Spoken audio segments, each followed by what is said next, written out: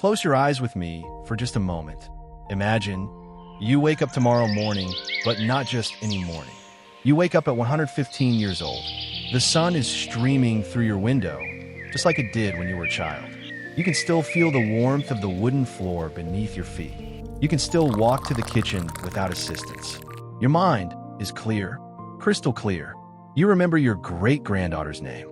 You remember the smell of your mother's cooking from 90 years ago. And you sit down peacefully to enjoy a simple breakfast, just like you've done every single day for over a century. Now, open your eyes.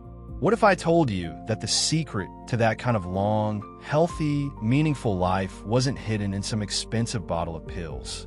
Wasn't in a complicated medical treatment that cost thousands of dollars? Wasn't even in good genes alone? What if the secret was sitting right there on your plate, every single day? In this video, we're going to take a journey together. A journey into the kitchens of some of the longest living people who have ever walked this earth.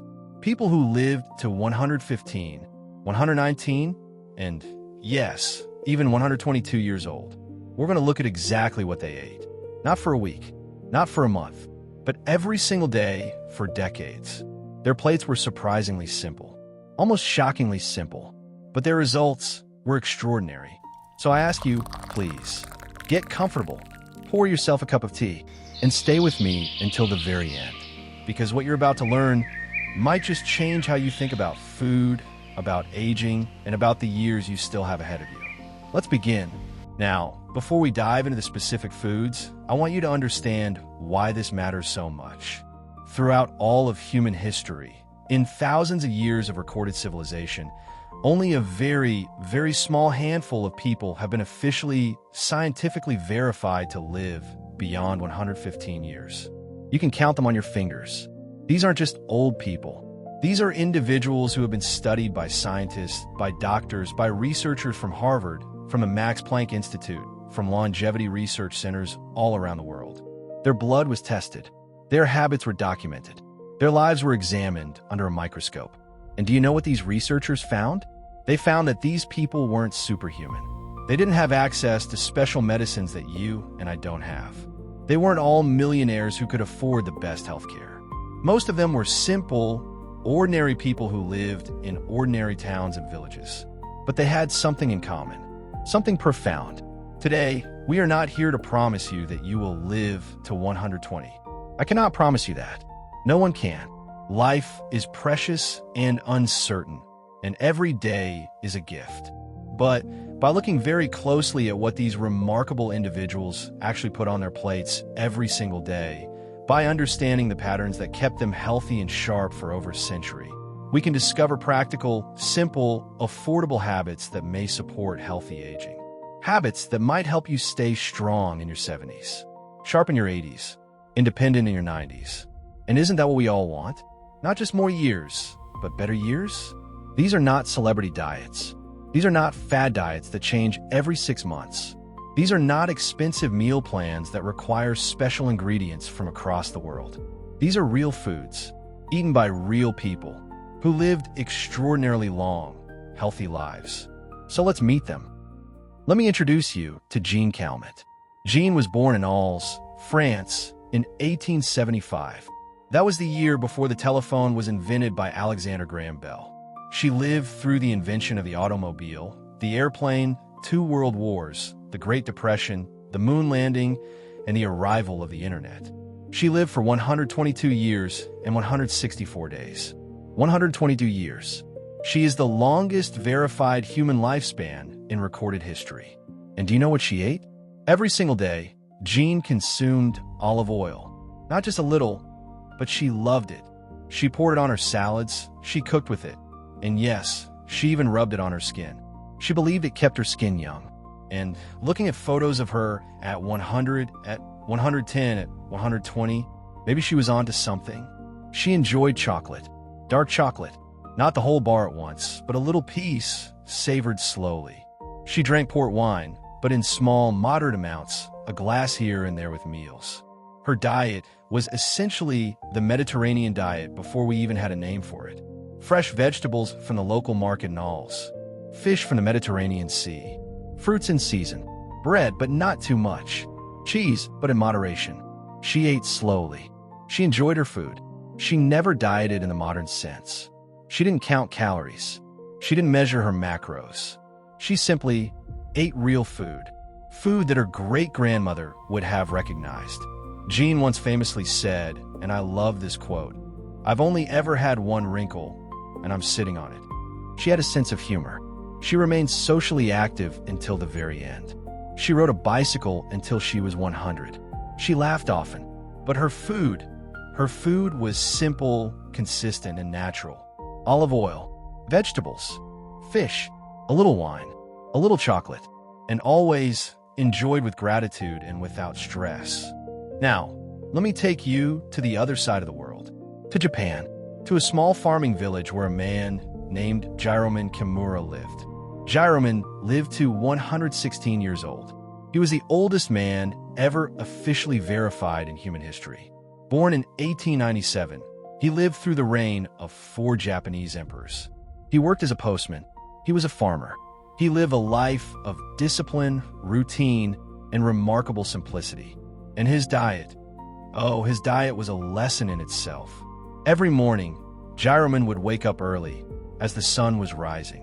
He would have a simple breakfast of rice, perhaps a little fish, some pickled vegetables, and miso soup. The miso soup, this is important. Miso is fermented soybean paste. It's rich in probiotics. It's warming. It's comforting. And the Japanese have eaten it for thousands of years. Jiroemon ate it almost every single day of his long life. For lunch, he would have more rice, seasonal vegetables from his farm, perhaps spinach, perhaps pumpkin, perhaps sweet potato, a little tofu, maybe a small piece of fish. But here is the crucial part. Jiroemon practiced something called hara hachibu. This is an ancient Japanese teaching that means eat until you're only 80% full. Not 100%, not stuffed, not I can't eat another bite. Just 80%. Leave the table still a little bit hungry. This practice alone, this simple habit of stopping before you're full, may have contributed significantly to his longevity. It gives the body time to digest. It prevents overeating. It keeps the metabolism healthy. Jiroemon also ate very little sugar, almost no processed foods. He didn't know what a potato chip was. He didn't drink soda. His food was simple, modest, and tied to the seasons. He ate what grew locally. He ate what his ancestors ate, and he stayed active. He worked in his garden until he was well over 100. He moved his body every single day. Simple food, small portions, consistent routine, and a life connected to nature. Let me tell you about one more remarkable person. Her name was Kane Tanaka. Kane lived to 119 years old. She was born in 1903 in Fukuoka, Japan. She ran a rice cake shop. She loved board games. She kept her mind sharp until the very end. And her diet, it followed the same beautiful, simple pattern. Kane ate traditional Japanese food every day. Steamed rice, seasonal vegetables, grilled fish, miso soup, green tea. She loved sweet things, but she ate them in moderation. She loved to eat, but she never overate. But here's what made Kane special. It wasn't just her food. It was her attitude. She smiled often. She stayed curious. She played games. She surrounded herself with family. And this brings us to a crucial point. When we look at all these people, Jeanne, Jiroemon, Kane, and others who lived past 115, we start to see patterns. Beautiful, consistent patterns that cross cultures, cross continents, and cross generations. Patterns that we can learn from. Patterns that we can adopt. Let me share those patterns with you now. What exactly did the world's oldest people eat every single day? Let me break it down for you, piece by piece, so you can visualize their plates. First, vegetables. Lots of vegetables. Not just a side dish. Vegetables were the main event. Leafy greens like spinach and kale. Root vegetables like sweet potatoes and carrots. Cruciferous vegetables like broccoli and cabbage. Jeanne ate vegetables from the French countryside. Jiroemon ate vegetables from his farm. Kane ate seasonal Japanese vegetables. The colors on their plates were vibrant: green, orange, red, purple. These colors represent different nutrients, different antioxidants, different protectors for the body. Second, Beans and legumes. This is crucial. Almost every long-lived culture ate beans. Black beans in Costa Rica, soybeans in Japan, lentils in the Mediterranean. Beans are rich in fiber. They stabilize blood sugar. They feed the good bacteria in your gut. And they're affordable. They last a long time. They're humble, but they're powerful. Third, whole grains. Not white bread, not processed cereals, but whole grains like brown rice, barley, oats, and whole wheat. These grains provide steady energy. They don't spike your blood sugar. They keep you full. They support healthy digestion. Jiroemon ate brown rice every day. Jeanne ate whole grain bread. The people of Sardinia eat barley. Fourth, healthy fats. Not the bad fats in fried fast food, but good fats. Olive oil, nuts, seeds, fatty fish like salmon and sardines. Avocados, Jeanne's olive oil, the walnuts in California, the fatty fish in Japan. These fats protect the brain. They protect the heart. They keep the skin healthy. Fifth, fermented foods. This is something many of us have forgotten. Miso in Japan, yogurt in Bulgaria, sauerkraut in Eastern Europe, kimchi in Korea.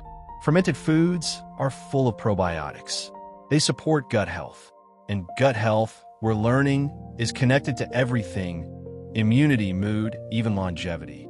Sixth, green tea and water. The world's oldest people drank water. Pure, simple water. And many of them drank green tea, full of antioxidants, gentle on the body, calming for the mind. And finally, what they didn't eat. This is just as important. They didn't eat processed sugar. No sodas, no candy bars, no pastries every day. They didn't eat processed foods with ingredients they couldn't pronounce. They didn't eat until they were stuffed. They didn't eat alone in front of a screen. They ate with family. They ate with gratitude. They ate slowly. Now, you might be thinking, that's beautiful, but I'm already 60, 70, 80. Is it too late for me? No, it is not too late. You don't need to live to 120, but you can start making small, meaningful changes today that may support your health in the years ahead. Here are some practical steps you can take starting tomorrow morning. Step 1. Add one more vegetable to your plate. Just one.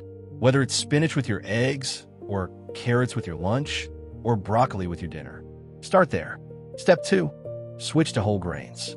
Instead of white bread, try whole grain. Instead of white rice, try brown rice. Small change, big impact over time. Step 3. Eat until you're 80% full. Practice hara hachibu. Leave the table slightly hungry. It takes 20 minutes for your brain to register that you're full, so slow down. Step 4.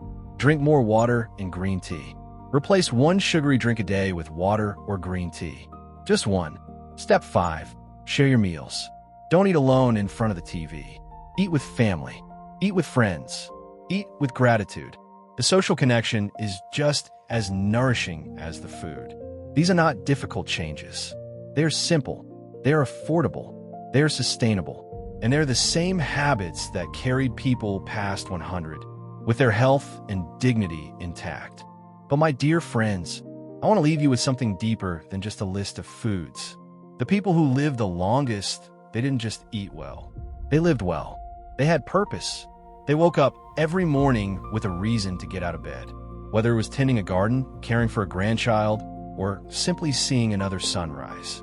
They had connection, deep, meaningful social bonds. They weren't lonely.